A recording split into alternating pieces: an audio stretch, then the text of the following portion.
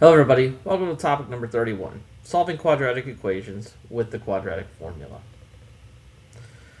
Today we're going to show you how to solve quadratic equations by using the quadratic formula, determine the number and type of solutions of a quadratic equation by using the discriminant, and solve problems modeled by quadratic equations. Earlier in the course, we showed you how to solve quadratic equations by factoring. That is still a valid method, but sometimes problems can't be factored. If you still want to be able to solve for it, we use the quadratic formula to solve the problem. The quadratic formula is this formula here, where it's negative b plus or minus the square root of b squared minus 4ac over 2a. A lot of the times when we do the quadratic formula, we call this the opposite of b. So whatever b is, we take the opposite of. And again, b comes from the term that's next to the x, whereas the a comes next to the x squared term. The c is the constant, and it's always set equal to 0. That is a key with this. We have to make sure it's set equal to 0. The plus or minus indicates we're going to have two solutions. We're going to have one where we add the opposite of b to this, and one where we subtract the opposite of b to this. b squared minus 4ac, all divided by 2a. One thing about the b squared part, it should always be positive, because if you square a number, it should always come out to be positive. Let's use the quadratic formula to solve these. So here in a, we already have it set equal to 0, so let's identify a couple things. Here's a, here's b, and here's c. In this case, a is 3, b is 16, and c is 5. I want to do the opposite of b. So if b is 16, the opposite of b would be negative 16, plus or minus the square root of 16 squared minus 4, as that number will always be 4, times a, which is 3, times c, which is 15, divided by 2 times a. Let's simplify a couple things. Negative 16 plus or minus 16 squared will turn out to be 256 minus 4 times 3 times 5, and 2 times 3 will be 6. Really here we're going to work on the inside of the square root to try to get rid of it. And what I'm going to do here is I'm going to multiply all three of these numbers, including the 4, as a negative 4. That's going to allow me to do whatever sign it comes out to be and use it on the inside. So when I multiply negative 4 times 3, it gives me negative 12. Negative 12 times 5 is negative 60. So I know this is going to turn out to be negative 60. Now let's turn this into one number. 256 minus 60 will go through, and it will give me 196, all divided by 6. Now 196 is a perfect square. That's going to turn into 14. So this is negative 16 plus or minus 14 over 6. And from here, we can get our two solutions. We're going to take this plus or minus and separate it. One of them I'm going to do is negative 16 plus 14 over 6. The other one I'll do is negative 16 minus 14 over 6. So I just took the plus and minus and I separated it and made two different solutions. Negative 16 plus 14 is negative 2 over 6, which means one of the solutions is negative a third. Negative 16 minus 14 is negative 30 divided by 6 gives me the other solution to be negative 5. So both of these would be my correct answers, negative a third and negative 5. In this problem here, before we identify things, we've got to set it equal to 0. So I'm going to subtract 3 to the other side. I'm going to have 2x squared minus 4x minus 3 equals 0. Now I can identify things as a, b, and c. A in this case is positive 2, b is negative 4, and c is negative 3. I need negative b. I need the opposite of b. So if b is negative 4, the opposite's going to be positive 4. Then I need negative 4 squared. Well, negative 4 times negative 4 gives me positive 16. So 16 minus 4 times a, which is 2, times c, which is negative 3, all over 2 times 2. Again, let's clean up some things here. Negative 4 times 2 is negative 8. Negative 8 times negative 3 gives me a positive 24. So that's where that positive sign comes from. 2 times 2 is 4. 16 and 24 make 40. All still over 4. But now square root of 40. It's not a perfect square, but we should be able to break it down like we've done radicals before. Because 40 is 4 times 10, and 4 is 2 times 2, and 10 is 2 times 5. I have a pair of 2's with a 2 and a 5 left over. That means another way that I can rewrite square root of 40 is just 2 square root of 10 over 4. And now I can separate these and try to divide everything by 4. So now this becomes 4 over 4 plus or minus 2 square root of 10 over 4. Well, 4 divided by 4 is 1, and 2 over 4 reduces to 1 over 2. So this will become plus or minus 1 square root of 10, which we'll just write as square root of 10 over 2. And this will be my final answer. We won't get a full answer within it.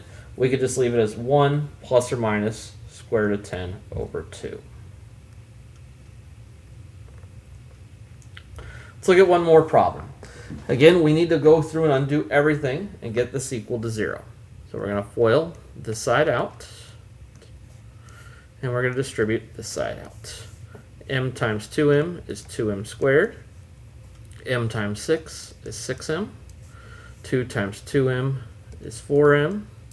And 2 times 6 is 12. 5 times m is 5m. 5 times negative 1 is negative 5. Minus 12. And we're going to move everything over to this side. So I'm going to subtract 5m from here. This will all become negative 17, which I will move over to the other side by adding the 17 here to make this all equal 0. I have 2m squared. 6m plus 4m is 10m, plus another 5m, or sorry, minus another 5m will go ahead and give me 5m, and then 12 plus 17 gives me 29. So I have 2m squared plus 5m plus 29 equals 0. Now that it's equal to 0, here's my A, here's my B, and here's my C. So again, the opposite of B, if B is 5, this will be negative 5 plus or minus b squared. So 5 squared is 25 minus 4 times A times C all over 2 times A. Cleaning up things here, we have 25. Negative 4 times 2 is negative 8. Negative 8 times 29 will go through and give me negative 232. 2 times 2 is 4. Combining the numbers inside the square root, 25 minus 232 is negative 207. Now, a couple of things we're going to do here. We learned earlier that when we have a negative on the inside, we could bring it to the outside. It will just become an imaginary number. So I'm going to rewrite this. I'm going to bring the negative to the outside. And it's going to be negative 5 plus or minus I square root of 207 over 4. And then I'm going to look to see if I can break down 207. I know that 3 can go into 207 69 times. And I know that 3 can go into 69 23 times. 23 is prime, and I have a pair of 3's. So the 3 will come out. So I have negative 5 plus or minus. The 3 is going to come out with the I, so it's 3i. The 23 will go back in over 4. Now, negative 5 over 4 doesn't reduce, and 3 over 4 doesn't reduce. We'll keep the I here. This would be my final answer. So if you end up with square roots that are negative, make sure you pull out that imaginary I that like we've done in the past. In the quadratic formula, we have our formula. The part that's on the inside of the square root, the radicand, is called the discriminant. It allows us to discriminate between the number and types of solutions of a quadratic equation. So as you go through higher math and you start to learn more about quadratics, we use the discriminant to determine how many solutions that we are looking for. And it is pretty straightforward. We're going to take this b squared minus 4ac And our goal is to see, does it come out positive, negative, or equal to 0? If it comes out positive, then there's two real solutions, which would look like this below. Graphically, it means that there's two values that are on the x-intercepts. If it's negative, it means it has no solutions. It looks like a graph that doesn't touch any of the x-intercepts. If it comes out to equal 0, then that means there's one solution, which means that the vertex will end up being an x-intercept. So we use the discriminant as sort of a shortcut to figure out how many solutions. This is especially helpful when you get into college algebra in the future. If you want to know how many solutions your quadratic will have, you use this as a shortcut to find it.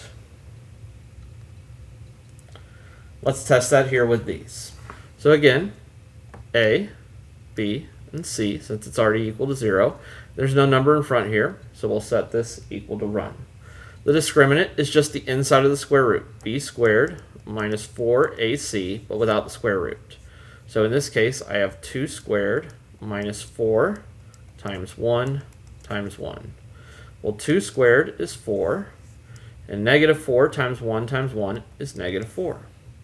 4 minus 4 equals 0. In this case, the discriminant is 0, so that means I have one solution. Let's try it here. Now, if you notice, there's a term missing, so I'm going to kind of rewrite this in ax squared plus bx plus c form. This is really 3x squared plus 0x plus 2 equals 0, which means in this case, the a is 3, b is 0, and c is 2. So when I go to plug it into b squared minus 4ac, I have 0 squared minus 4 times 3 times 2. 0 squared is 0. Negative 4 times 3 is negative 12. Times negative 2 is negative 24. 0 minus 24 is negative 24. That means I have 0 real solutions. Later on, you'll learn that that is where our imaginary solutions come from. So anytime you get an I, that means you have imaginary solutions. That means you have 0 real solutions. Let's try it here with this one. A, B, and C. So I have b squared minus 4ac.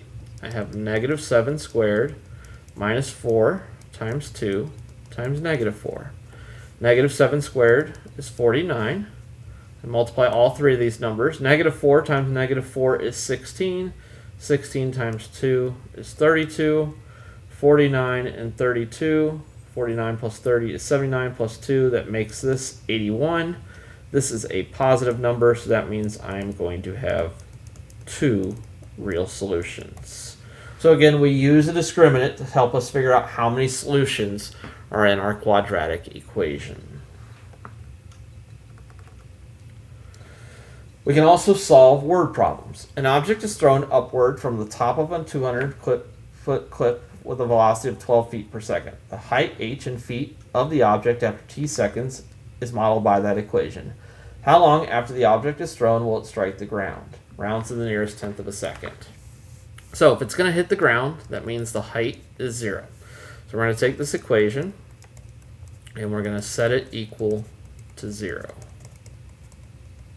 We also know that we're going to round to the nearest tenth of a second. So this time when we get down to the discriminant, we're just going to take the square root of it and turn it into a decimal. So again, I've got negative b plus or minus b squared minus 4ac over 2a. So in this case, b is 12, so it's negative 12 plus or minus 12 squared, which is 144, minus 4 times negative 16 times 200, all over 2 times negative 16. Cleaning this up, negative 12 plus or minus the square root of 144. I multiply all three of these numbers. I notice I have 2 negatives, so I know this is going to come out to be positive. This will end up being 12,800, and then this will be negative 32.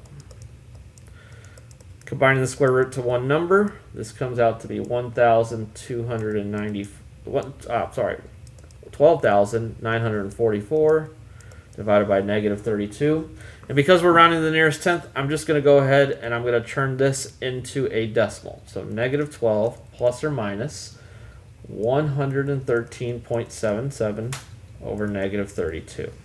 I'm going to come out with two solutions because the discriminant turned out positive, but I'm only going to keep one. So we'll go and see which one we're going to keep. So one of the solutions I'm going to have is negative 12 plus 113.77 over negative 32. The other one I'll have is negative 12 minus 113.77 over 32.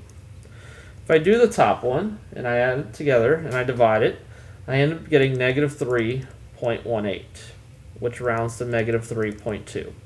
But this solution doesn't make any sense because it cannot fall in negative time. So we will not keep this solution. This will be the answer that we're looking for here. I'll do negative 12 minus 113.77 divided by negative 32, and I'll get 3.93, which just rounds to 3.9 seconds. So again, we're keeping the answer here that makes the most sense. Because time has to be greater than 0, we will keep the positive solution here. All of this we use the quadratic formula to solve.